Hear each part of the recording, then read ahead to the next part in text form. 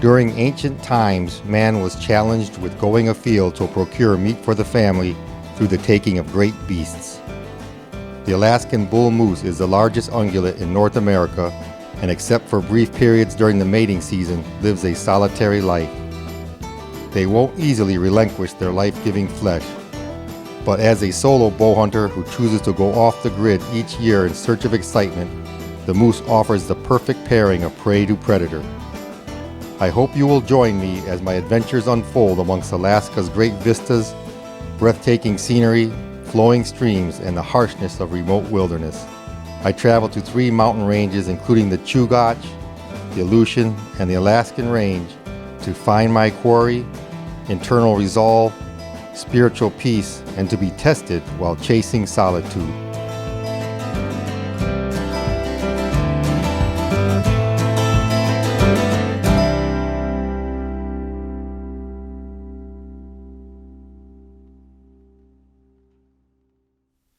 The engines of the Super Cub need to be serviced regularly and inspected even more frequently to ensure the reliable nature of this airplane. There is room for a pilot, 1 passenger, and about 70 pounds of gear.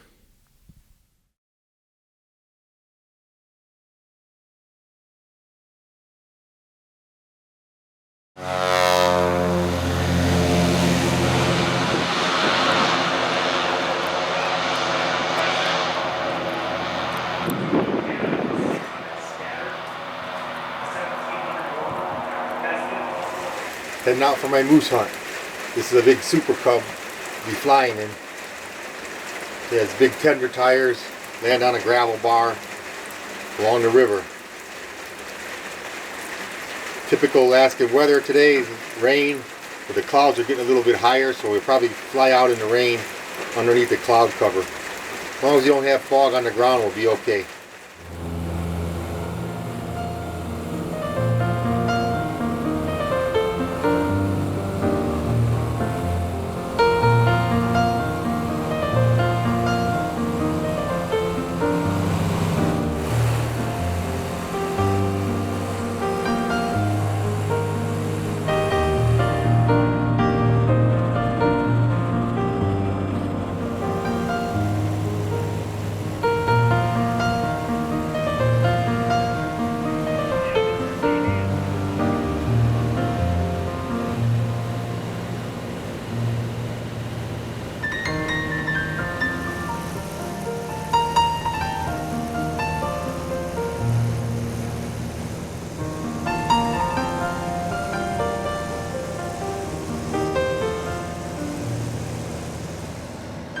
While flying in on my 5th solo hunt in Alaska's wilderness, I pondered, was I tempting fate?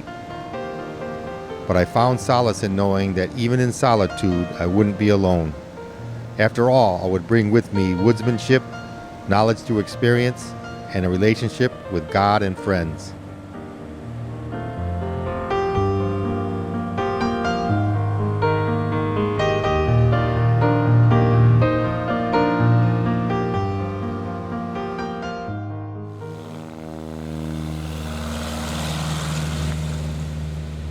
After unloading my gear, I watched as a pilot throttled up the Super Cub, pointed its nose into the wind, and lifted off from the remote landing strip.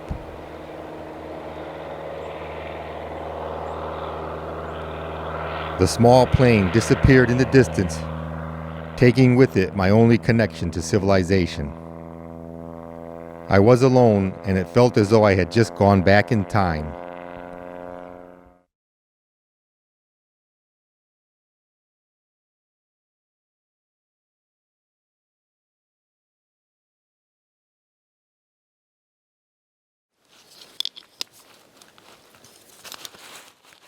This base camp location allows me the chance to explore the high elevation part of the river valley early on in the season, and hopefully catch moose still in the summer portion of their range.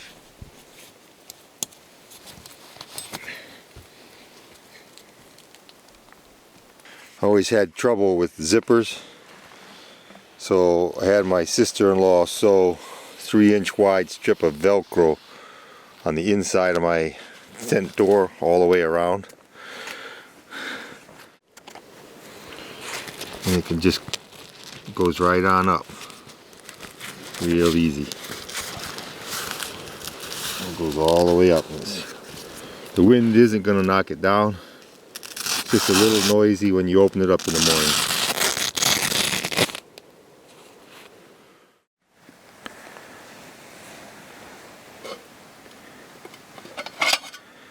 Today we're going to have oatmeal with dried cranberries and hot chocolate.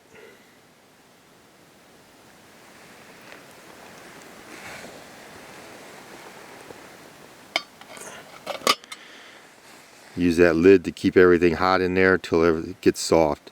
Works great for Mountain House or other dried foods. That's an old military mess kit my dad gave me when I was 8 years old or so, when I was in Cub Scouts.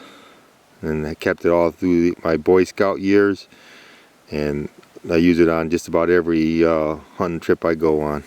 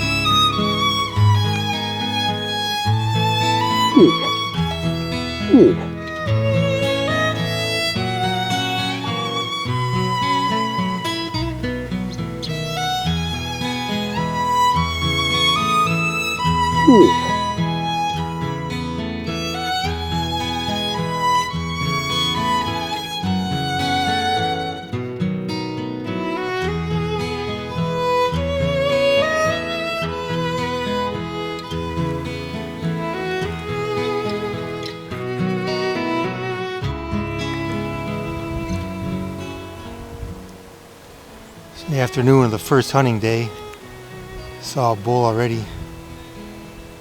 He was moving down this ridge, and I called into him and moved in on him. But passed him up. He's right at 50 inches, 53, something like that, I'd say. He had long tines, but he just was too much of a risk to know if he's legal versus he's just not the trophy I want on the first day.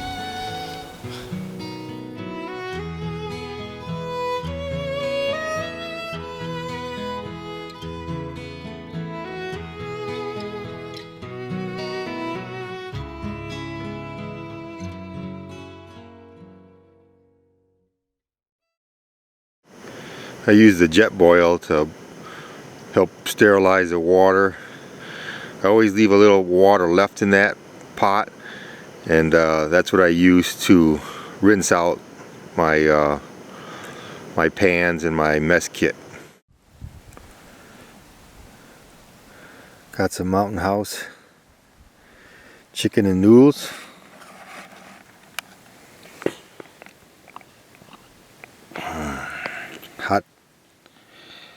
Hot cocoa. Hot cocoa goes with honey oat granola bar. Those two go together. And I'll drink Tang with the noodles.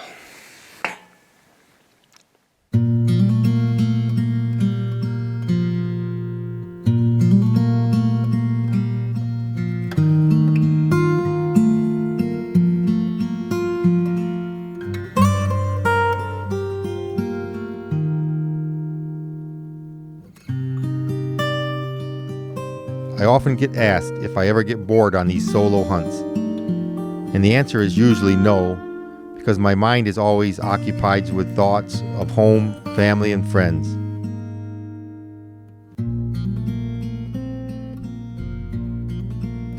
On this particular hunt, I was thinking about my friend Bart Slyer.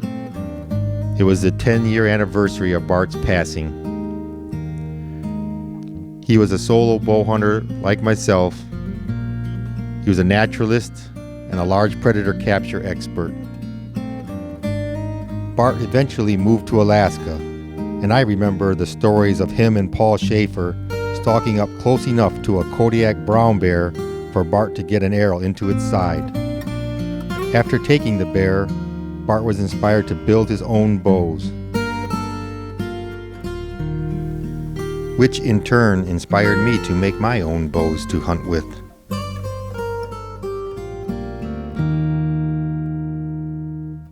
Bart always told me that not all naturalists are hunters, but all true hunters are naturalists. The legacy of a man lives on in the stories told about him by his friends.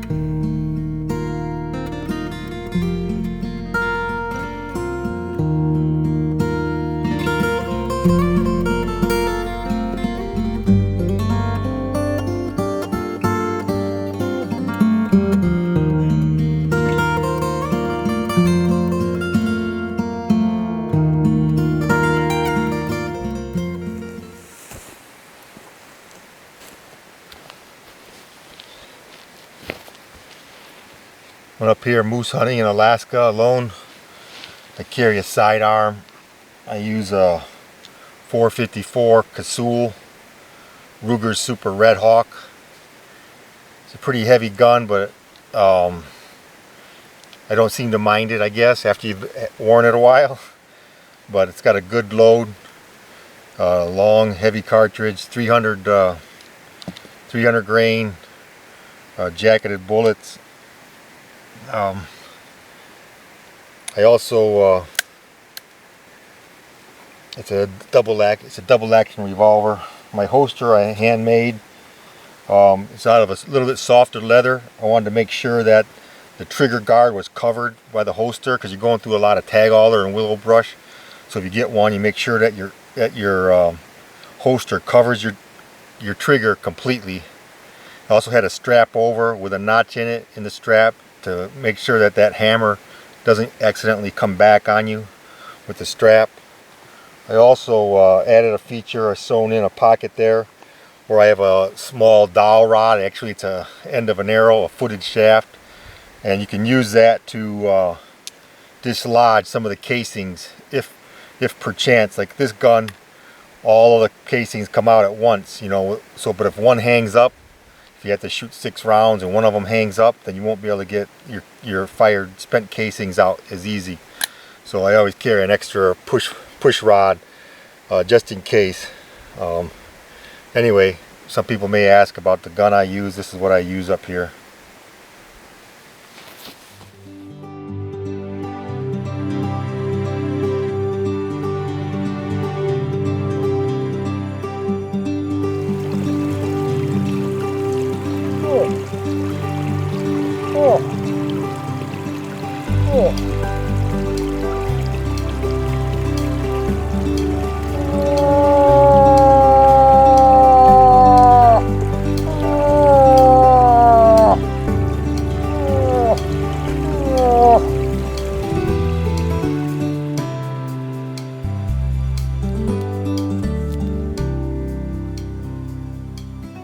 calling moose, I like to use a long, drawn-out cow and heat call that's very loud and carries well. I couple that with bull grunts. This lets any moose that hears it know that there's a receptive cow with a subordinate bull in the area.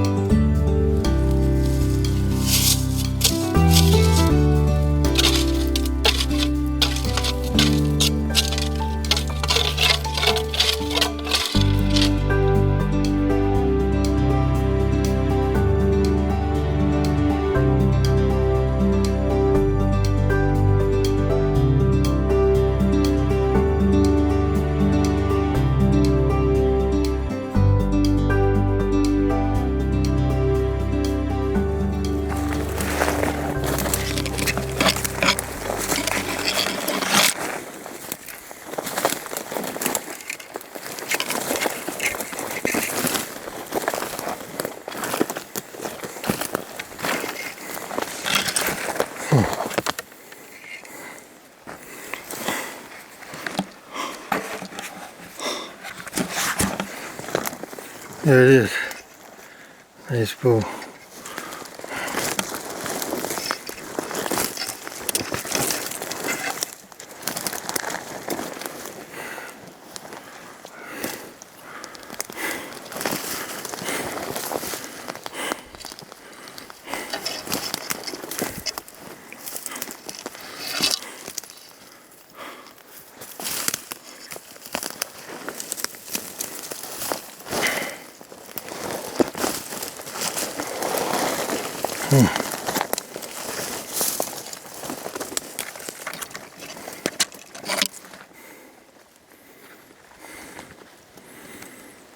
Man.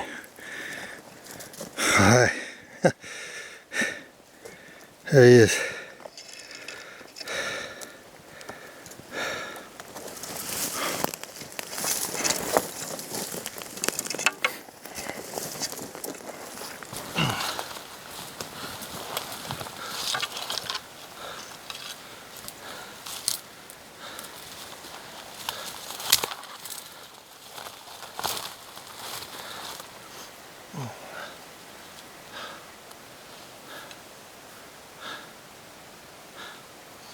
Big old bull.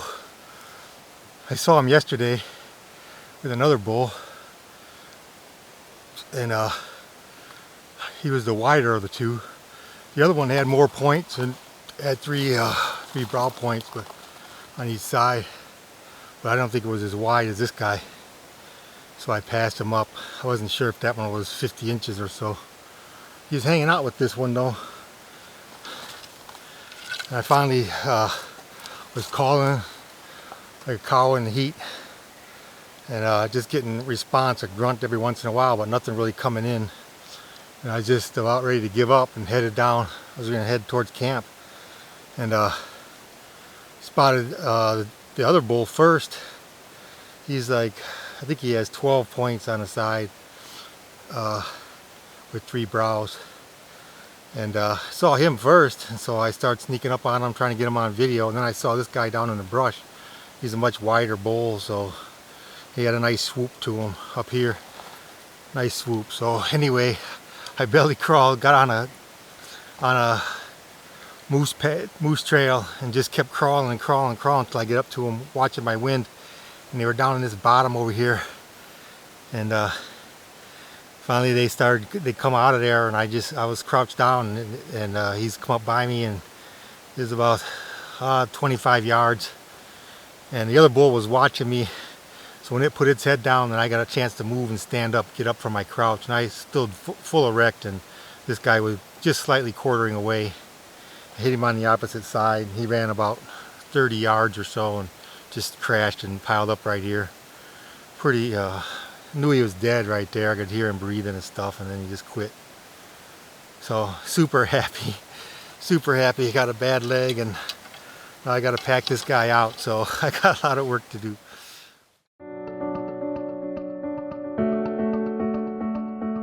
It takes about 9 or 10 trips to get all the meat and horns back to camp. All the meat must be removed from the field first, prior to bringing out the antlers.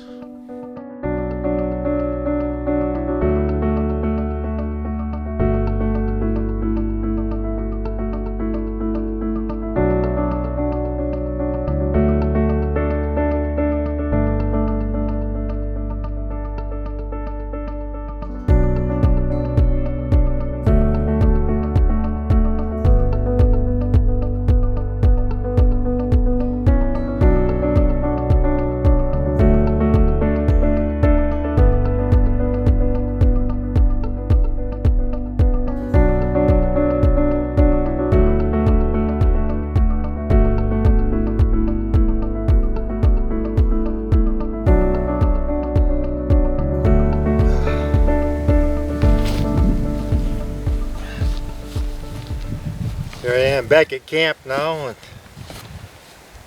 got all the meat packed and secured over here, covered up with a tarp and keep the sun off it. All night skinning for this big boy. It's an incredible bull. He's 60 inches on the outside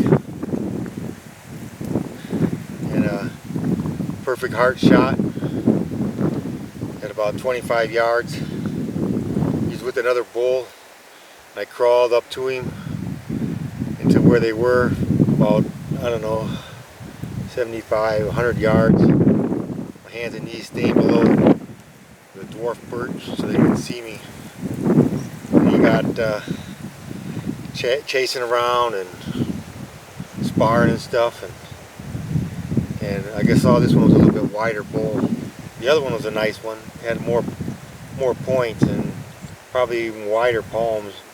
But they came up at too steep of an angle. I'm too much of afraid for it being less than 50.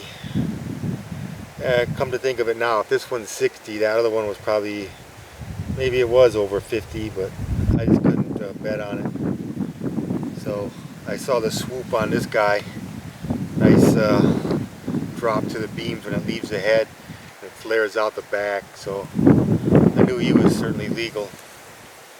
But it's another great trip. It's 2014, and I use a Schleyer recurve made by Stalker South Cox. It's a commemorative Schleyer bow for Bart's namesake, Bart Schleyer. He's another solo hunter like myself. You don't always want to be out here alone, but you know, it ain't bad. It's a lot of work. I could have used an extra pair of hands last night. I got done around midnight with fleshing and skinning and cutting up the meat. Well, in this unit here, you have to take them out with the bone. You can't bone out the meat. You have to take them out on the quarters. So had to cut the ribs and the shoulders and the hindquarters, left with bone in. So I don't know. It takes a little longer to meet, but and it's a lot heavier loads. But you get a lot. You do get a lot more meat. You do get more meat. I don't know about a lot. You do get more meat, and that's the name of the game. And so this will be some good eating. Can't wait to get home with him.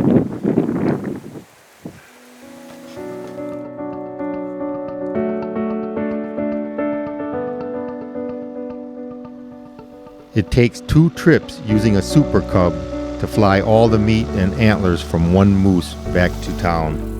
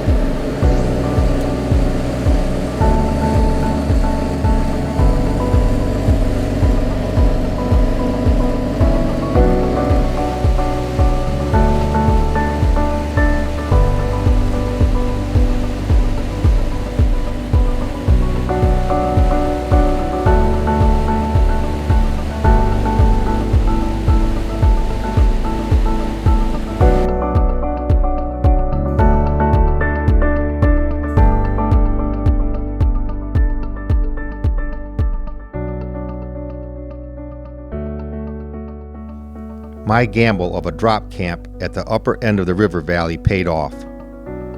I found several bulls to hunt before they moved down into lower elevation. Once the bulls get down into the spruce swamps, they are much more difficult to pack out up to the landing strip. Even though the bulls did not show an overly aggressive response to my calling, I was able to use the increased visibility to my advantage and stalk to within range of a good bull.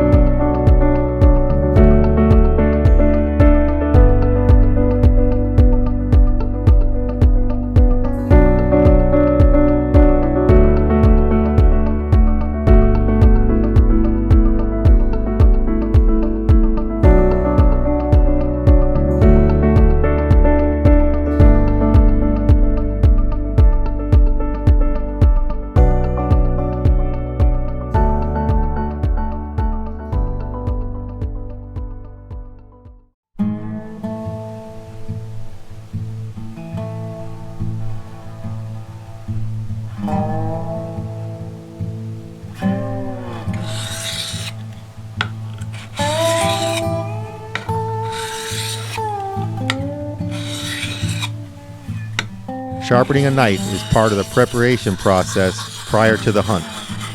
It's also important to have sharp knives upon return to cut up the meat and flesh any hide.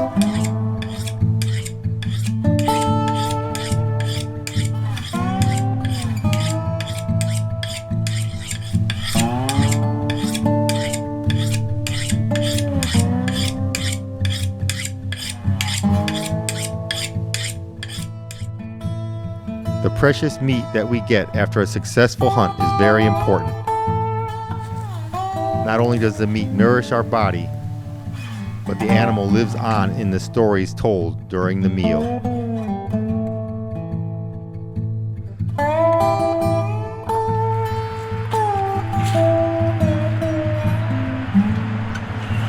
Being physically prepared to hunt will improve the mental toughness required during the hardships that you will endure. The climb to the top of the mountain doesn't begin at the foothills, but starts many months earlier during the start of the training season. Being physically fit means being mentally fit.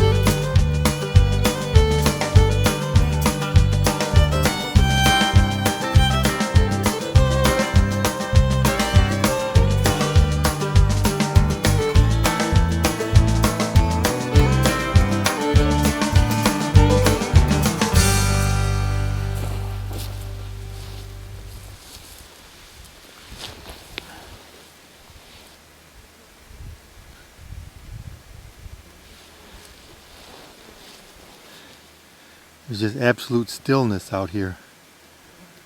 I heard a bull this morning grunting. It was in the fog right at first light, but I don't know where he went.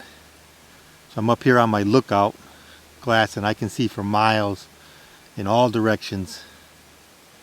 And just drying out my feet and drying out the clothes and stuff because it's always wet up here. This is opening day, moose season.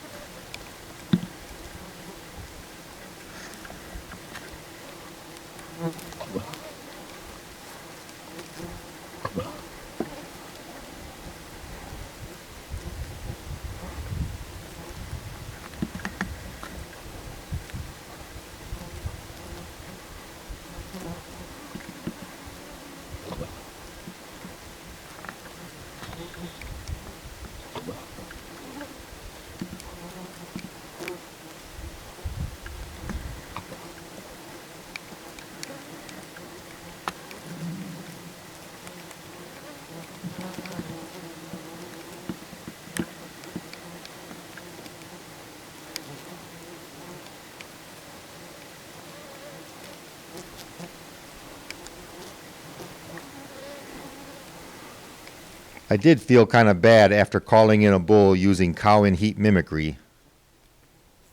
His eyes watered up when he caught my scent and realized I wasn't what he climbed all the way to the top of the hill for.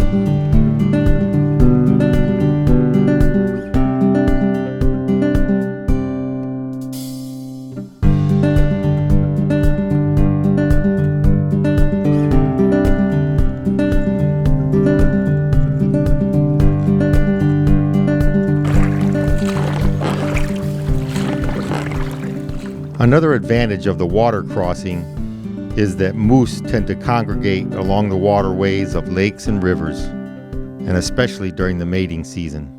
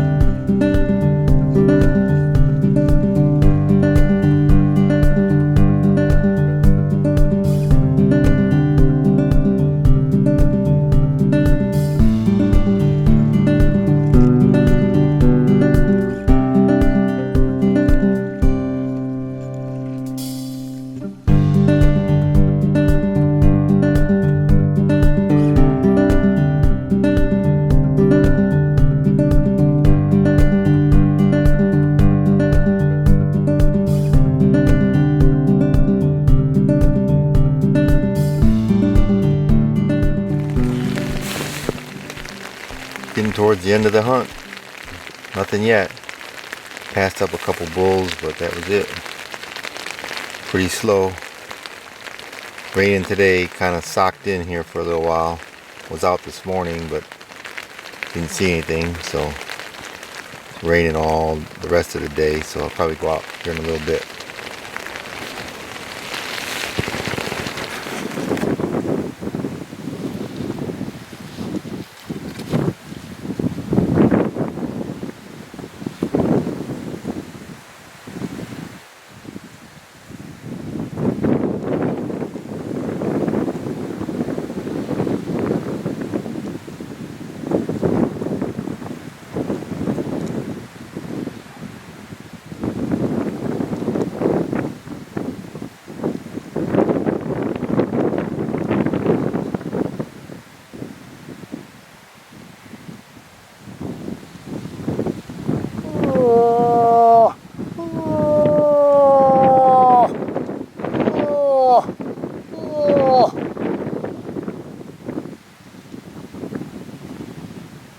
Oh, oh, oh, oh, oh, oh.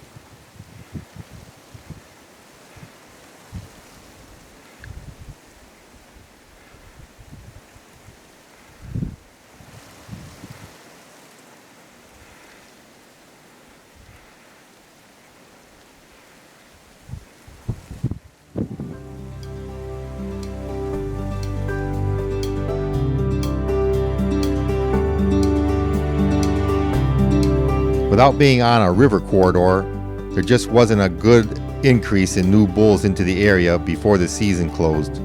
But I did manage to call in a couple bulls to within 20 yards, but decided to pass up the shots.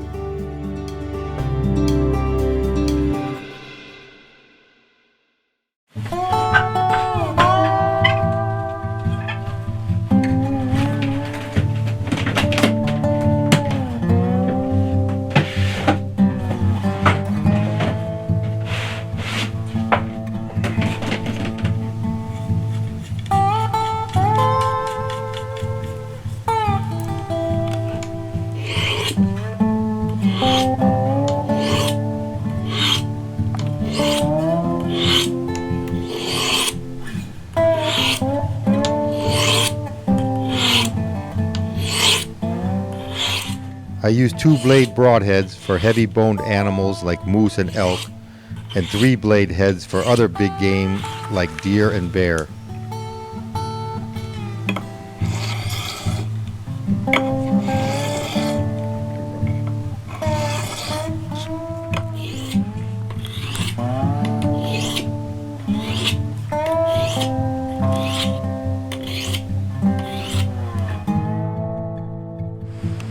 I practice shooting to increase muscle memory with and without wearing my backpack.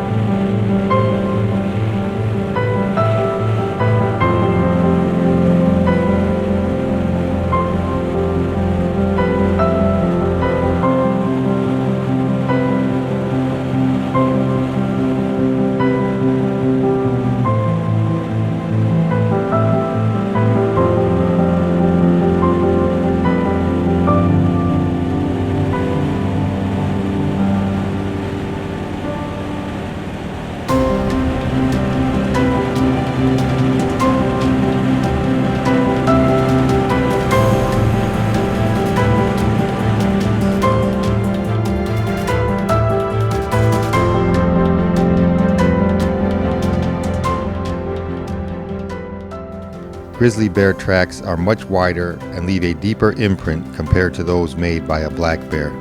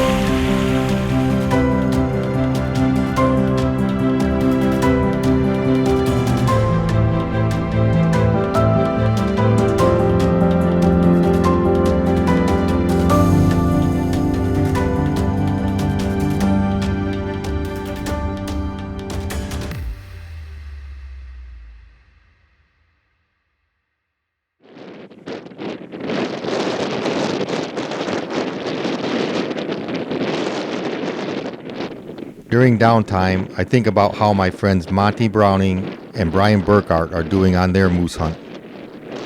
I also think about another friend, Brian Wessel, and the anticipation followed by the uncertainty of his hunt for brown bear. Even though he got within 15 yards with his recurve bow, he could only watch and smell its breath as he passed on a nice bear in hopes of taking a fully mature boar. The extreme selectivity and choice of weapons is often left upon the disciplines of the individual hunter. The ultimate connection to an animal only comes when we hunt them.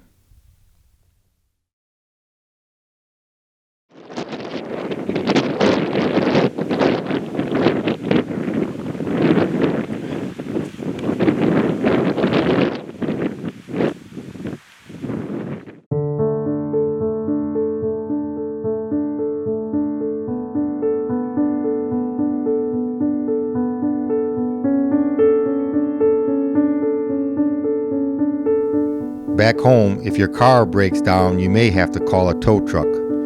But up here in Alaska, it's an expensive chopper ride if your airplane fails you.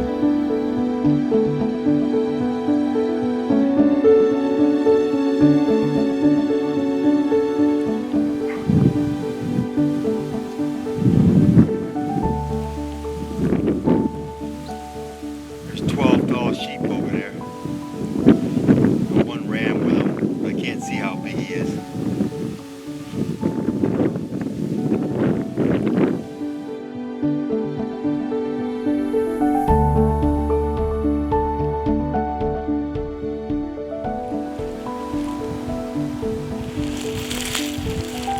I'm hunting a corridor between two river drainages. This is a saddle right here between two high mountain peaks. So this is the corridor where hopefully caribou will start to pass through here. I might get a crack at one of them. Just a long waiting game.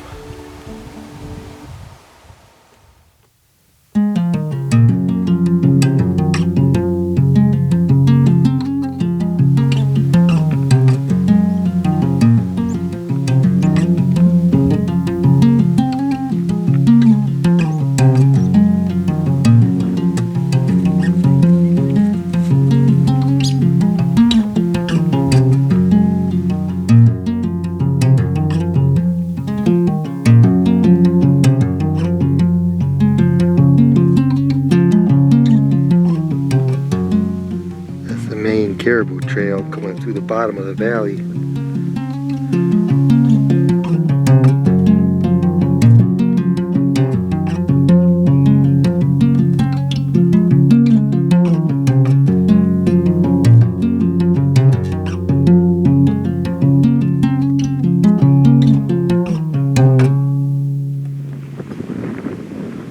Looking for caribou.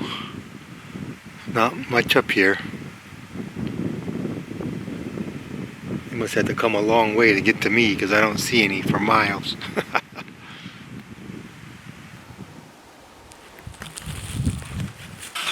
Let's see what's for dinner.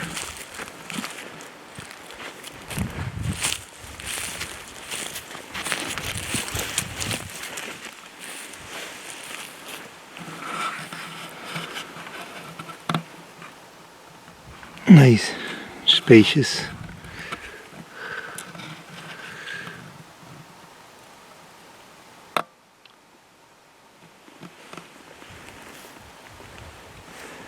Water.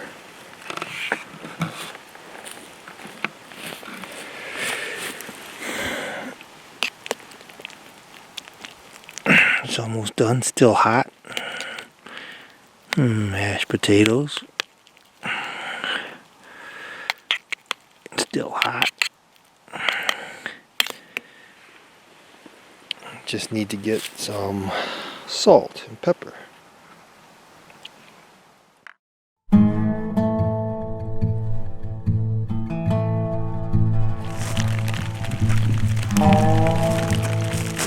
No, it was coming.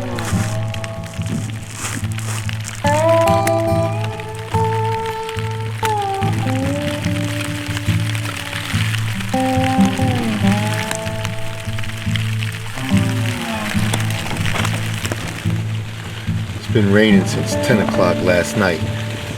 It's now 3 p.m. the following day. Rain, sleet, snow, wind. Kind of socked in here all day. I wear some of my hunting clothes in the sleeping bag with me. It's the only chance you get to dry them out. I've been getting up off and on, looking out, glassing, seeing if there's any caribou coming through. Nothing yet. Weather will break soon, hopefully.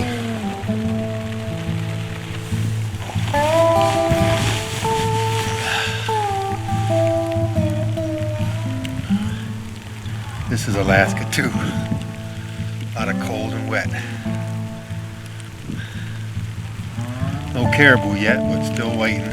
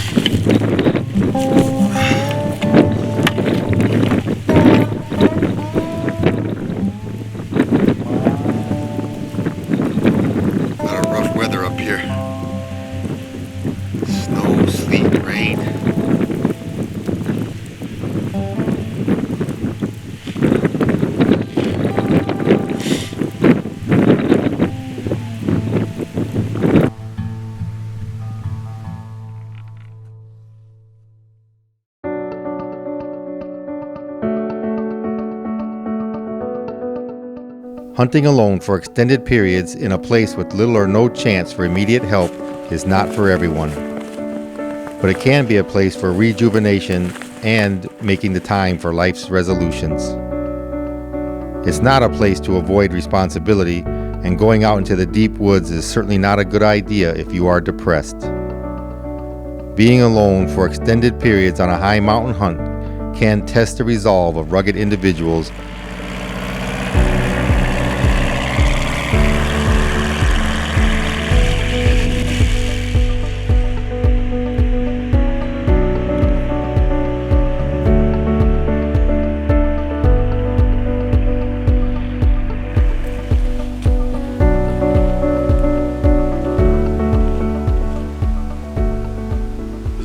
caribou home for the rest of the trip. Wide open. I guess there's a reason why they call them barren ground caribou. Alpine tundra up here.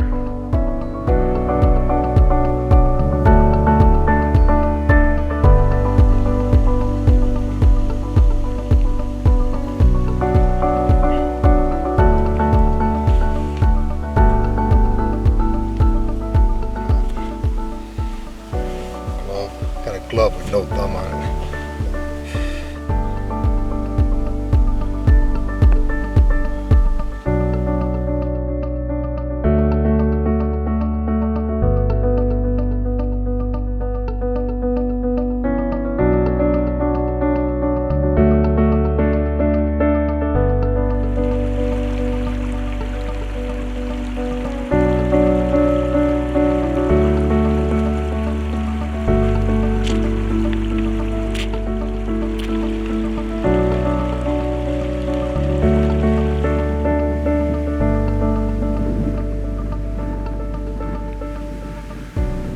A lot of open country up here. It's gonna be hard to stalk these caribou. I have to get behind some of these rock piles.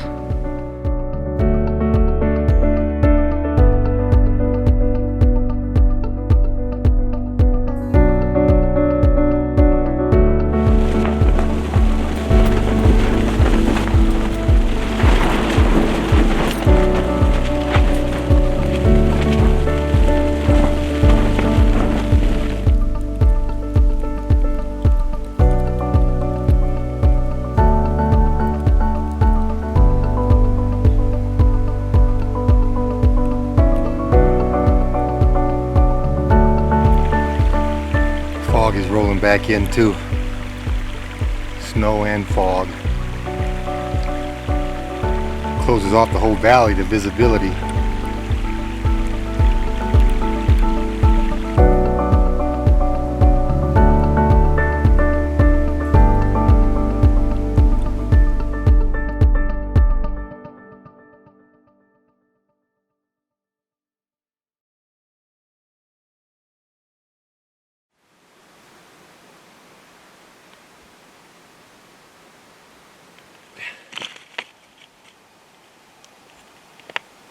Looks like a hawk or something killed a willow ptarmigan here.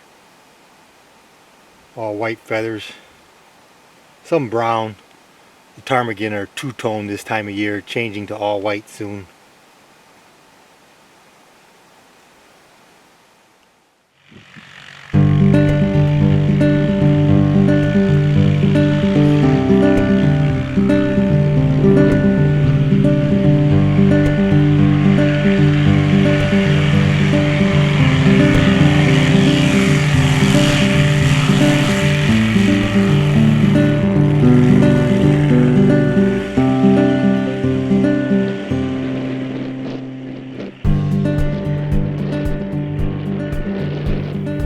Caribou are nomadic by nature, and sometimes hunts can be feast or famine depending on the whims of the herd. I had a great adventure in the High Mountain Caribou Camp, but left with lots of memories.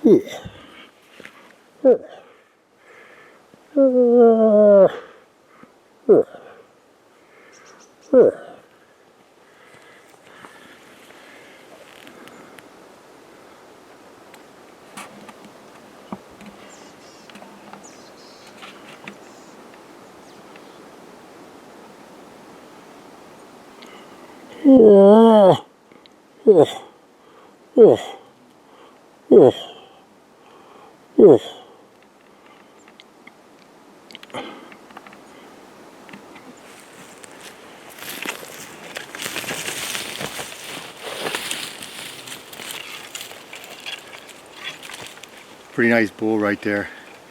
The wind is blowing that way.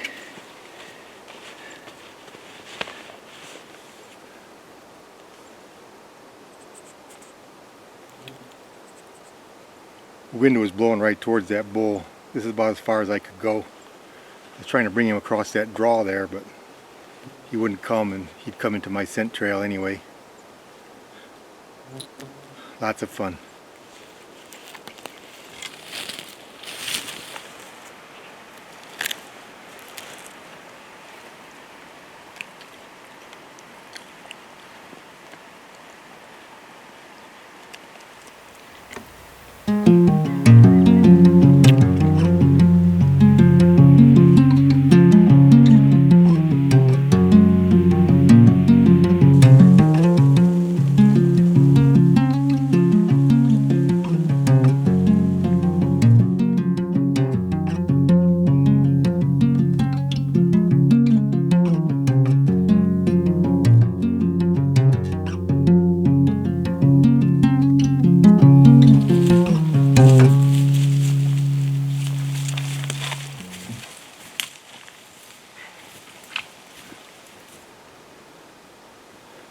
There's a lot of moose sign down by that pond.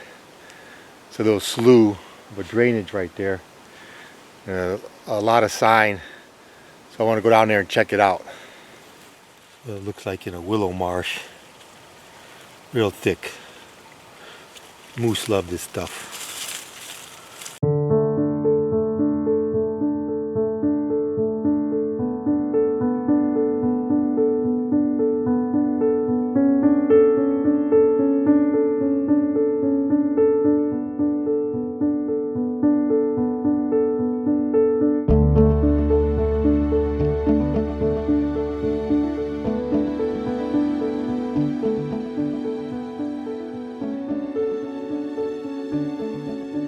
I slowed down and paid more attention after finding fresh sign in the form of moose tracks, rubbed aspen trees, spruce uprooted and pushed to the ground, and a lot of fresh moose scat in the area.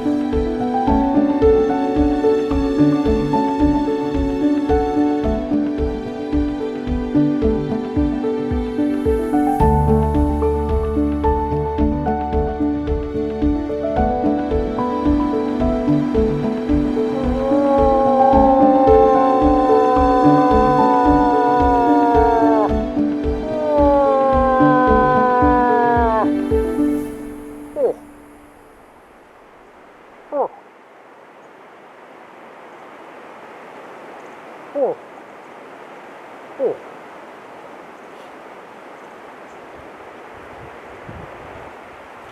Oh.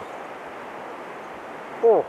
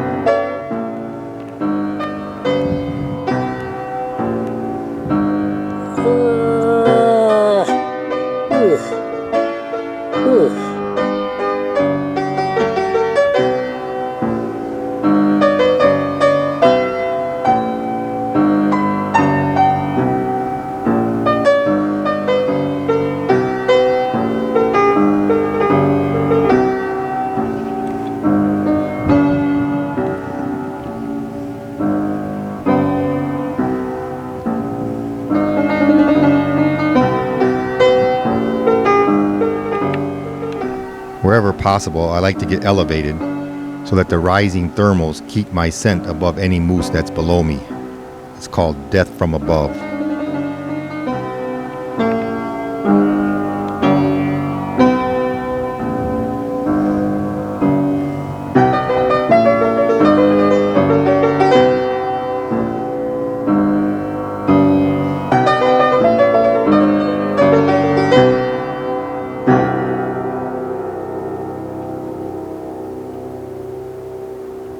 Eventually, the approaching bull will detect exactly where the calling is coming from and either go into a rut craze and come on in, relying only on hearing, but many times they'll stop and pinpoint the exact location.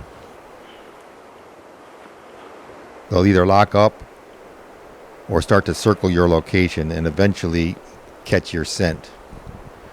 At that point, you need to flash something white that resembles an antler palm to get that bull's attention to come straight in at you.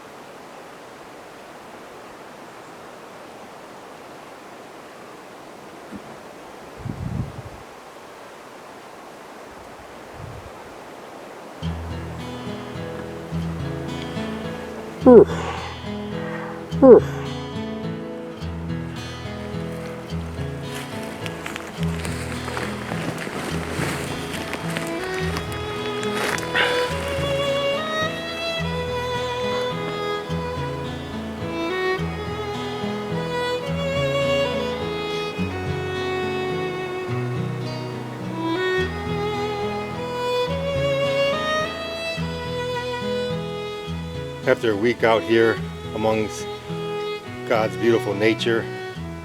It does become quite spiritual. It's been over a week without seeing another human being. You don't really feel alone because you have all this beauty to share with.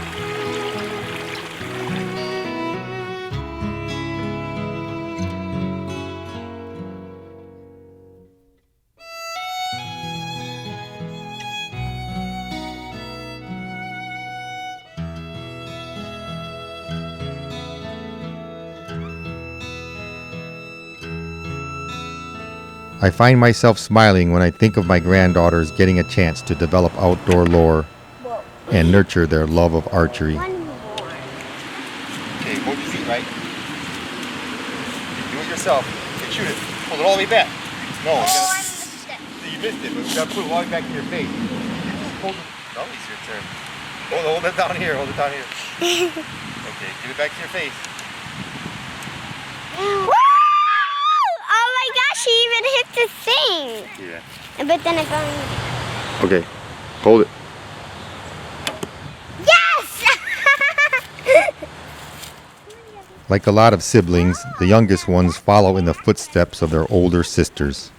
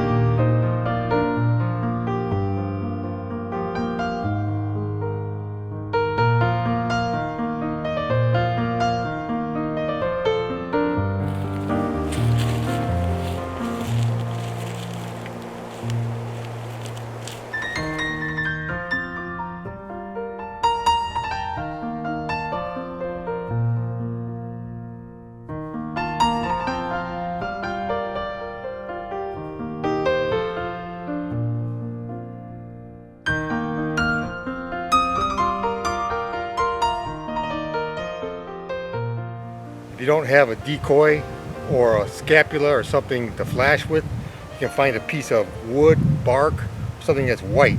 I use the inside of this shirt, put some sticks inside it, make it rigid.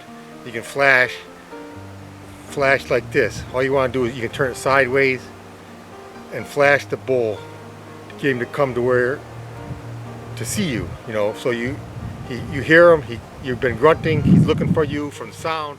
Now he wants a visual. And he'll come to see where you're at. Challenge you.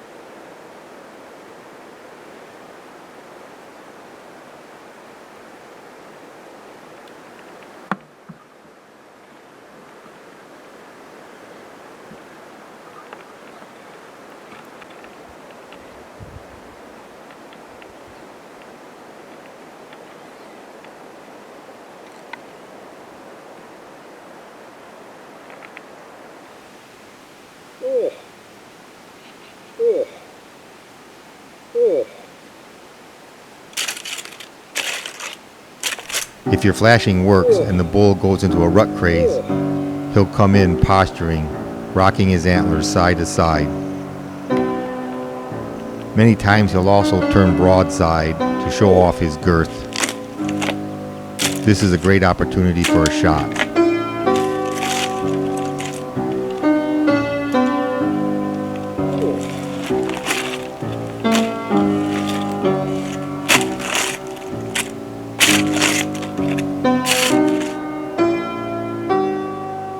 Without the flashing to a locked up bull, he will eventually lose interest and walk away.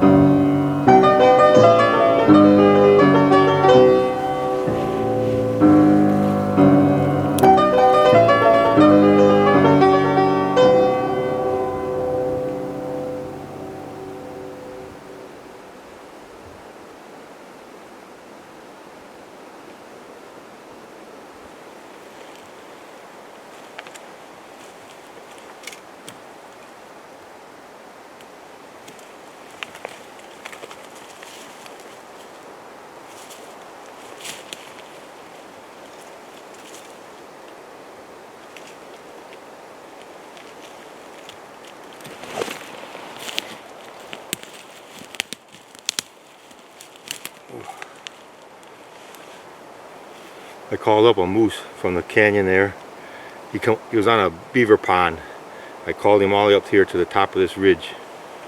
He cut through right through here at about 10 yards. Got an arrow into his side. So we can track him up. He didn't go very far.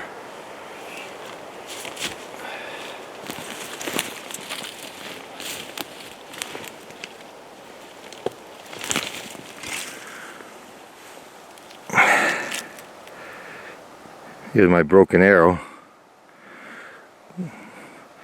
A 32-inch arrow. Then you add to that the broadhead, which is a tough head. They're pretty long. Looks like I got real good penetration up to the cresting.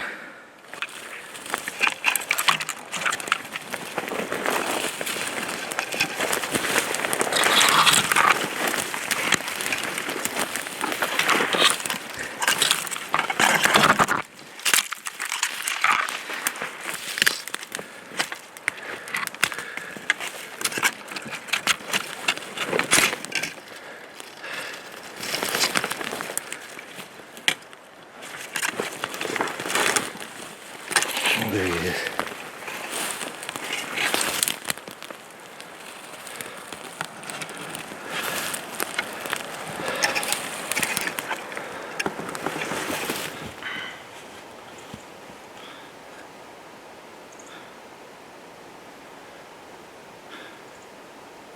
I got up this morning and headed straight for a low meadow that I saw a bull in yesterday, and I was calling to him, but the wind shifted on me and I couldn't get down to him.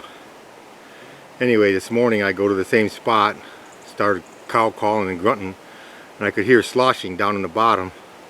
There's like a little pond down there of water. I could hear sloshing, so I was quiet after that, listened, and I heard him down in there splashing in the water. and finally got a visual on him and saw the huge brow point. He's got 5 on one side and 4 on the right side. And he looked pretty good from that distance, and so he's a legal bull for sure.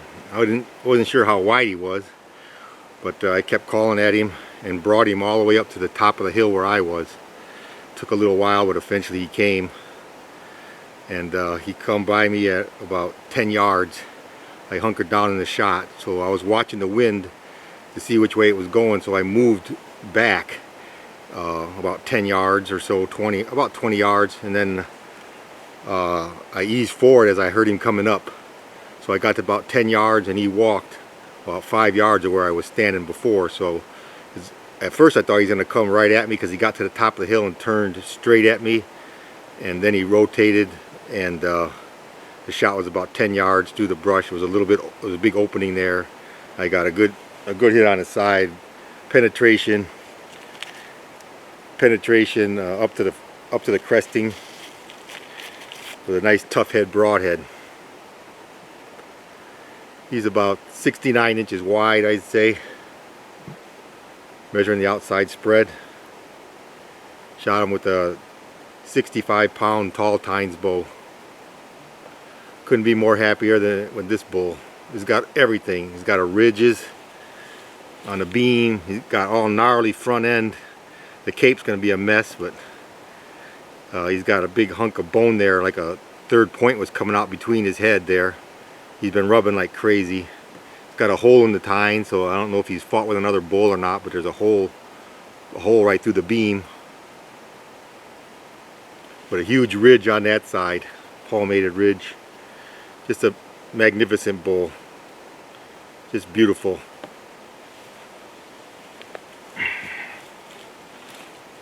The first cut on caping out this moose, I'm using a knife I bought from my brother when he worked at the lumber company during the 80s.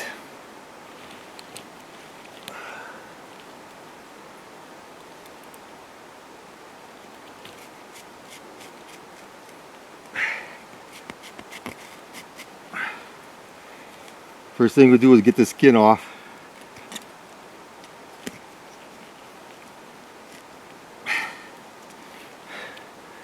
But I gotta pay attention, so camera's off.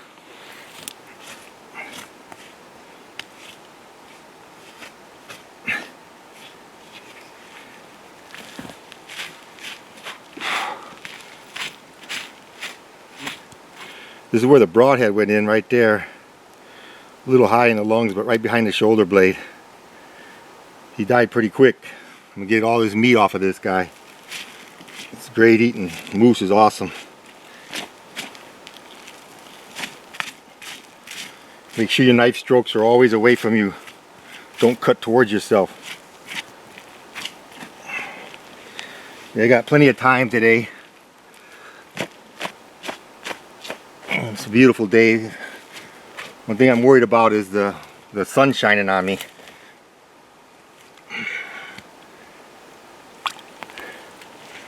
Here's the big old back straps. Huge back straps. I get an eerie feeling bent over the carcass skinning in the heavy brush. But even before I'm done cutting meat from the bone, birds find the kill site. But I guess it's better them than the bears.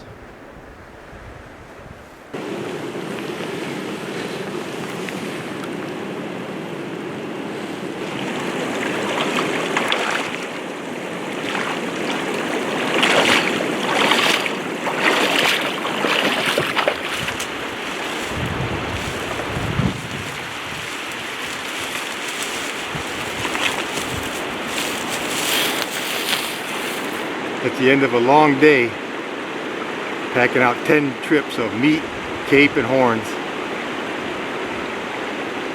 Uphill and then down, uphill and then down.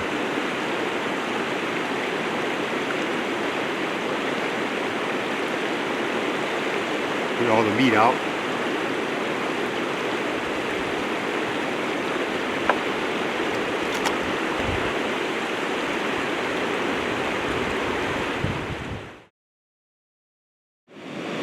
Can't see those mountain peaks today, pretty socked in. Fog is coming down close to the ground there. Supposed to get picked up today, some of this meat flown out of here, but he can come in from that direction there, but once he gets up in here, he has a quick turnaround because the fog comes right to the ground.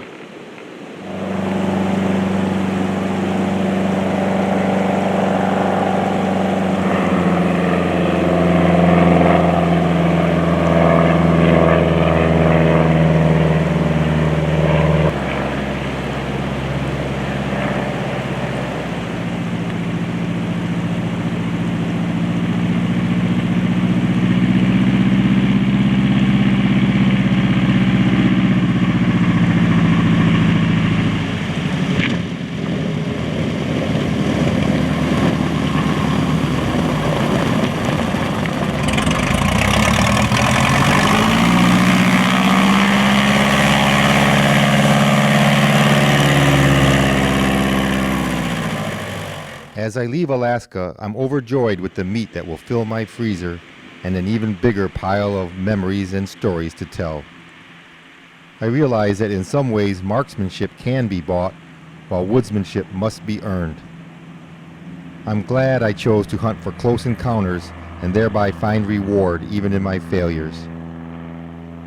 By taking the moose at close range, I was ensured not to cheat myself out of the experience or leave a major part of the story in the field. I thank God for his gifts as I return to civilization.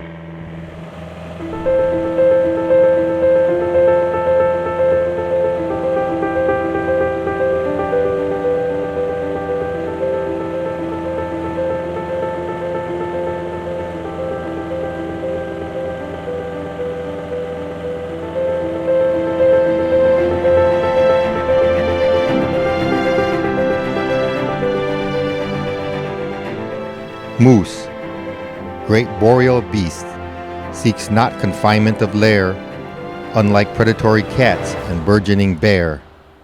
No, his world is of willow swamp, moss, and spacious air. Prefers living alone except during seasons to pair. Hunter, predator dropped in from the sky, confronts his prey in solitude, while the wind, rain, and hillsides of alder test his mental fortitude. A mountain peak towers above river's valley with magnitude, creating habitat for birds which dwell here in multitude.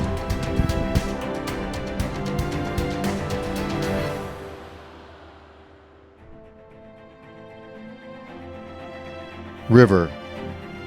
Its flowing roar and wind's howl can't be told apart. Leaving no room for nature's audio, this wild place roamed by friend Bart. Striated plant foliage paints the vista's canvas with art.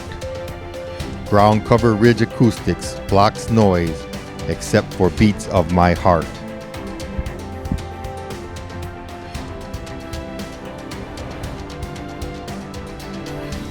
Autumn. Declining temperatures turn green leaves yellow, brown to gone, changing a landscape adorned to speckled rust like a fawn. Calling out as a wanton cow at the first light of dawn, bestows high hopes for combative bulls soon to be drawn.